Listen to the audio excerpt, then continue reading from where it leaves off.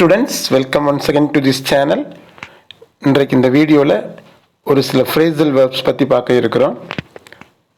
8th one, cordon something off.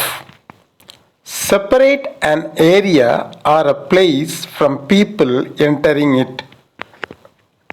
இதுக்கு பொருள் என்னன்னா, ஒரு பகுதியையோ அல்லது இடத்தையோ யாரும் நுழையாமல் தனிமைப்படுத்துதல். இப்போ ஏதாவது ஒரு ரோட்டில் ஒரு சாலையில் போய்கிட்டு இருக்கோம், ஒரு ஆக்சிடெண்ட் நடந்துருச்சு. அந்த நடந்த இடத்த யாரும் அந்த பக்கம் போகாமல் அப்படி ஒரு தடுப்பு மாதிரி வச்சு தடுத்துருவாங்க. அதுக்கு பேர் தான் கார்டன் சம்திங், கார்டன் ஆஃப் அப்படின்றது. இப்போ இதுக்கு யூசேஜ் பார்க்கலாம். த policemen cordoned off the office premises because of a suspected bomb. அப்படின்னா என்ன?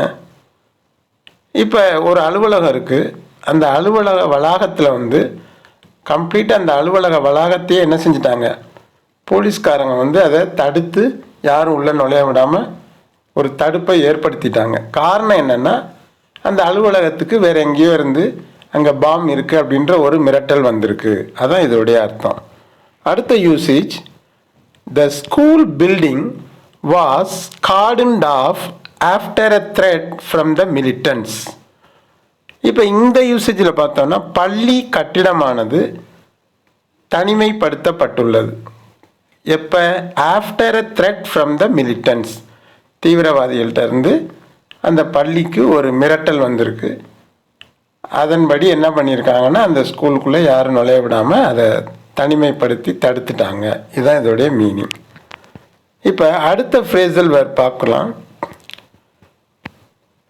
9வது, ஹஷ் அப் சம்திங்.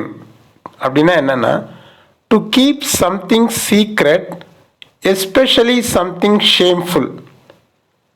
ஒரு மோசமான நிகழ்வையோ அல்லது ஒரு மோசமான காரியத்தையோ ரகசியமாக யாருக்கும் தெரியாமல் வைத்துக்கிறது. அதான் இது. ஒரு மோசமான நிகழ்வை எவருக்கும் தெரியாமல் ரகசியமாக மறைத்தல், அதைத்தான் ஹஷ் அப் சம்திங்னு சொல்லுவோம். இப்போ யூசேஜ் பார்த்தோன்னா, the government hushed up the matter to avoid public agitation.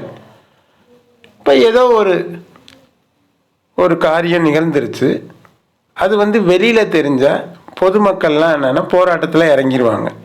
அதனால் அந்த அரசானது அந்த நிகழ்வை அல்லது அந்த விஷயத்தை யாருக்கும் தெரியாமல் சீக்ரெட்டாக மறைச்சி வச்சுட்டாங்க. அதான் இதோடைய பொருள். அடுத்த usage, no one can hush up a crime for a long time.